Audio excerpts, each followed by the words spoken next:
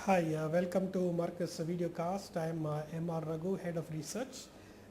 In this episode, I'm going to be giving you a brief overview about our new research which we have released titled Kuwait Power Sector. Kuwait power sector is a very old industry that is trying to work overtime to meet the demands.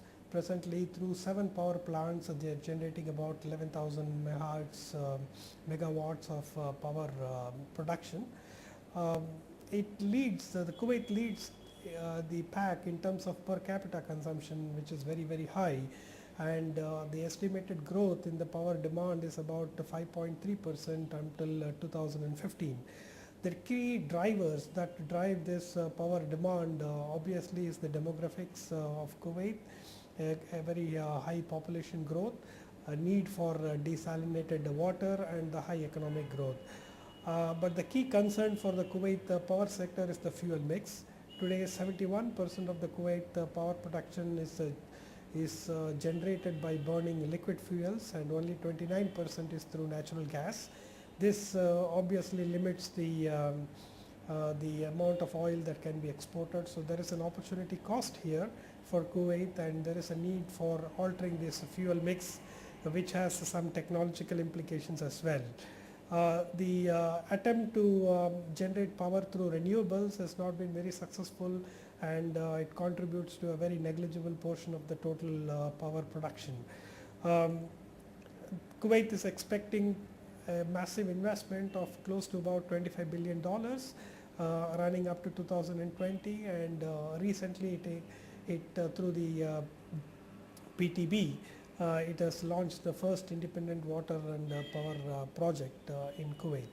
Our report, which is about 67 pages, uh, starts with a global scenario of the power sector and then dwells into the Kuwait power sector in terms of the past historical trends of power production, consumption, growth, and the factors that drive the power sector in the Kuwait. And then we move to the structural setup of the Kuwait power sector, which at the helm you have the Ministry of Electricity and Water, and then you have this Partnership Technical Bureau, which is handling the new power projects, and then you have the Kuwait Oil Company that supplies the fuel for power production, and then you have KISR, the Scientific Research Institute, that has forayed into testing a lot of alternatives in terms of renewable options. In terms of laws and regulations, of course, the Ministry of Electricity is the prime regulatory authority, and as you must be aware, all the GCC countries are trying to get connected in terms of a power grid, which is handled by GCCIA, Interconnectedness Authority. The report also then goes on to talk about the tariffs and the rates that are prevalent in the industry and how subsidies work in the power sector. And finally, it talks about the list of projects that are in the pipeline and planned, and it analyzes the various progress state of these projects. The report is, as I said before, about 67 pages. It's very rich in terms of statistics.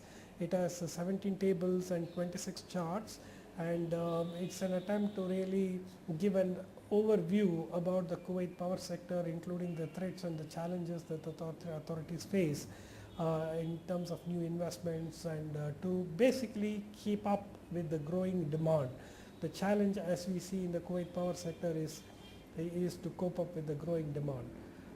If you are interested about reading this report, please log on to our website, which is emarmor.com, and you can have the full details about this report. Looking forward to seeing you again. Thank you.